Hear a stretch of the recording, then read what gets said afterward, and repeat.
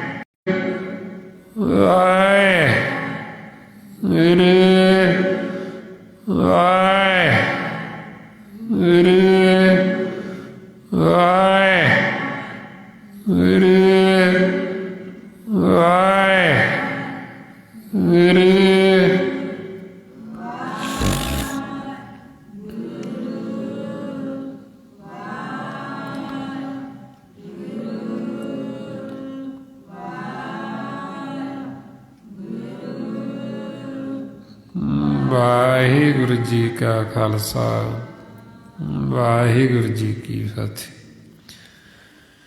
ਇਸ ਤਰੀਕੇ ਨਾਲ ਗੁਰਮੁਖ ਪਿਆਰੇ ਜਦੋਂ ਇਹ ਆਪਾਂ ਸਿਮਰਨ ਕਰਦੇ,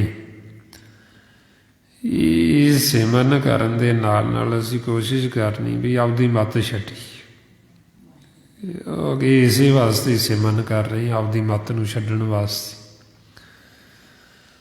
ਸਾਡੀ ਆਪਣੀ ਮੱਤ ਹੀ ਸਾਨੂੰ ਦੁੱਖਾਂ 'ਚ ਰੱਖਦੀ, ਔਰ ਸਾਨੂੰ ਕੋਈ ਦੁੱਖ ਨਹੀਂ, ਦੁੱਖ ਸਾਨੂੰ ਭਰਮ ਦੇ ਵਿੱਚ। ਹੁਣ ਸਾਡੀ ਮੱਤ ਨੇ ਸਾਨੂੰ ਭਰਮਾਂ 'ਚ ਰੱਖਣਾ, ਅਤੇ ਭਰਮਾਂ 'ਚ ਅਸੀਂ ਦੁੱਖ ਪੈਦਾ ਕਰ ਲੈਂਦੇ। ਹੁਣ ਇਸ ਵਾਸਤੇ ਫਿਰ ਸਤਿਗੁਰੂ ਸਾਡੇ ਭਰਮ ਦੇ ਪਰਦੇ ਚੱਕਦੇ, ਸਾਡੇ ਭਰਮ ਖਤਮ ਕਰਦੇ। ਮਾਰੇ ਫਰਮਾਉਂਦੇ ਸਰਬ ਸੁਖਾਂ ਬਣੇ ਤੇਰੇ ਓਲੇ, ਭਰਮ ਕੇ ਪੜਦੇ ਸਤਿਗੁਰ ਖੋਲੇ। ਸਾਡੇ ਜਿਹੜੇ ਮਨ ਨੂੰ ਭਰਮ ਪਏ ਨੇ ਨਾ, ਜੋ ਅਸੀਂ ਭਰਮ ਪਾਲ ਰੱਖੇ ਨੇ। ਸਾਡੇ ਭਰਮ ਸਾਡੇ ਸ਼ੰਕੇ ਨਿਵਰਤ ਕਰਤੇ। ਹੁਣ ਇਸ ਵਾਸਤੇ ਅਸੀਂ ਇਹ ਵੱਧ ਤੋਂ ਵੱਧ ਸਿਮਰਨ ਕਰਨਾ ਵੀ ਤਾਂ ਕਿ ਸਾਡੀ ਆਪਣੀ ਮੱਤ ਜਿਹੜੀ ਇਹ ਖਤਮ ਹੋ ਜੇ। ਫਿਰ ਸਾਨੂੰ ਗੁਰੂ ਅਤੇ ਸਤਿਗੁਰ ਦੀ ਮੱਤ ਆਏਗੀ। ਜਦੋਂ ਸਾਨੂੰ ਗੁਰੂ ਅਤੇ ਸਤਿਗੁਰ ਦੀ ਮੱਤ ਆ ਗਈ ਫਿਰ ਸਾਨੂੰ ਕੋਈ ਦੁੱਖ ਨਹੀਂ ਲੱਗਣਾ। ਸੰਸਾਰ ਦਾ ਚਾਹੇ ਕਿੱਦਾਂ ਦੀ ਵਿਵਸਥਾ, ਇਹ ਨਹੀਂ ਬਈ ਸਾਨੂੰ ਸਰੀਰ ਨੂੰ ਕੋਈ ਦੁੱਖ ਨਹੀਂ ਲੱਗਣਾ। ਇਹ ਵੀ ਨਹੀਂ ਆਪਾਂ ਭਰਮ ਪਾਲ ਲੈਣਾ ਵੀ ਜਿਹੜੇ ਗੁਰਮੁਖ ਹੁੰਦੇ ਉਹਨਾਂ ਦੇ ਸਰੀਰ ਨੂੰ ਕੋਈ ਕਸ਼ਟ ਨਹੀਂ ਆਉਂਦਾ। ਇੱਥੇ ਜਿਹੜੀ ਕਹਾਣੀ ਚੱਲਦੀ ਹੈ ਮਨ ਦੀ ਚੱਲਦੀ, ਆਪਣੇ ਸਰੀਰ ਦੀ ਨਹੀਂ। ਇਹ ਜਿਹੜਾ ਸਰੀਰ ਇਹ ਤਾਂ ਨਾਸਵਾਨੀ, ਇਹ ਤਾਂ ਗੁਰਮੁਖਾਂ ਦੇ ਸਰੀਰ ਨੂੰ ਵੀ ਕਸ਼ਟ ਰੋਗ ਲੱਗ ਜਾਂਦੇ। ਜਿਹੜੇ ਮਹਾਂਪੁਰਖ ਹੁੰਦੇ ਉਹਨਾਂ ਦੇ ਸਰੀਰਾਂ ਨੂੰ ਵੀ ਰੋਗ ਲੱਗ ਜਾਂਦੇ। ਜਿਹੜਾ ਮਨ ਹੈ, ਮਨ ਨੇ ਰੋਗ ਰਹਿਤ ਹੋਣਾ। ਜਿਹਨੂੰ ਮਾਰੇ ਕਹਿੰਦੇ ਮੇਰੇ ਰਾਮ ਹਰ ਜਨ ਰੋਗ ਭਏ, ਵੀ ਜਿਹੜੇ ਹਰੀ ਦੇ ਜਨ ਉਹਨਾਂ ਨੂੰ ਕੋਈ ਰੋਗ ਨਹੀਂ, ਉਹਨਾਂ ਦਾ ਮਨ ਰੋਗ ਰਹਿਤ ਹੈ। ਹੁਣ ਇਸ ਵਾਸਤੇ ਆਪਾਂ ਇਹ ਵੱਧ ਤੋਂ ਵੱਧ ਸਿਮਰਨ ਕਰਨਾ ਵੀ ਤਾਂ ਕਿ ਸਾਡਾ ਮਨ ਵੀ ਅਰੋਗ ਹੋ ਜੇ, ਇਹਦੇ ਰੋਗ ਖਤਮ ਹੋ ਜਾਣ। ਅਤੇ ਗੁਰਬਾਣੀ ਗੁਰੂ ਨੂੰ ਜਦੋਂ ਪੜ੍ਹਦੇ ਹਾਂ ਵਿਚਾਰਨਾ ਨਾਲ ਨਾਲ ਤਾਂ ਕਿ ਸਾਡਾ ਮਨ ਪਾਸੇ ਨਾ ਜਾਵੇ। ਅਤੇ ਵੱਧ ਤੋਂ ਵੱਧ ਆਪਾਂ ਸੰਗਤ ਕਰਨੀ। ਇਹ ਜੋ ਸਾਰਾ ਭੇਤ ਗੁਰਬਾਣੀ ਗੁਰੂ ਦੁਆਰਾ ਆਪਾਂ ਨੂੰ ਦਿੱਤਾ ਮਹਾਂਪੁਰਖਾਂ ਨੇ, ਭਾਈ ਸਾਹਿਬ ਭਾਈ ਸੇਵਾ ਸਿੰਘ ਜੀ ਧਰਮਾਲਾ, ਵੀ ਜੋ ਸਾਡੇ ਜੀਵਨ ਦਾ ਅਸਲ ਮਕਸਦ ਹੈ ਵਾਹਿਗੁਰੂ ਨੂੰ ਮਿਲਣਾ, ਕਿਵੇਂ ਅਸੀਂ ਮਿਲ ਸਕਦੇ ਹਾਂ, ਕਿਵੇਂ ਸਾਨੂੰ ਗੁਰੂ ਅਤੇ ਸਤਿਗੁਰ ਦੀ ਮੱਤ ਆਉਣੀ, ਉਹਦੇ ਵਾਸਤੇ ਫਿਰ ਅਸੀਂ ਕੀ ਕਰੀਏ, ਜੋ ਆਪਾਂ ਨੂੰ ਸਮਝਾਇਆ ਵੀ ਸਿਮਰਨ ਕਰੋ। ਸੋ ਇੰਨੀਆਂ ਬੇਨਤੀਆਂ ਨੇ, ਇੰਨੇ ਵਿਚਾਰ ਕਰਦੇ ਹੋਏ ਜੇ ਕੋਈ ਐਸਾ ਸ਼ਬਦ ਬੋਲਿਆ ਗਿਆ ਹੋਵੇ ਸੰਗਤ ਅਤੇ ਸਤਿਗੁਰੂ ਬਖਸ਼ਣ ਯੋਗ ਨੇ ਬਖਸ਼ ਦੇਣਾ ਜੀ। ਵਾਹਿਗੁਰੂ ਜੀ ਕਾ ਖਾਲਸਾ, ਵਾਹਿਗੁਰੂ ਜੀ ਕੀ ਫਤਿਹ। ਵਾਹਿਗੁਰੂ ਵਾਹਿਗੁਰੂ।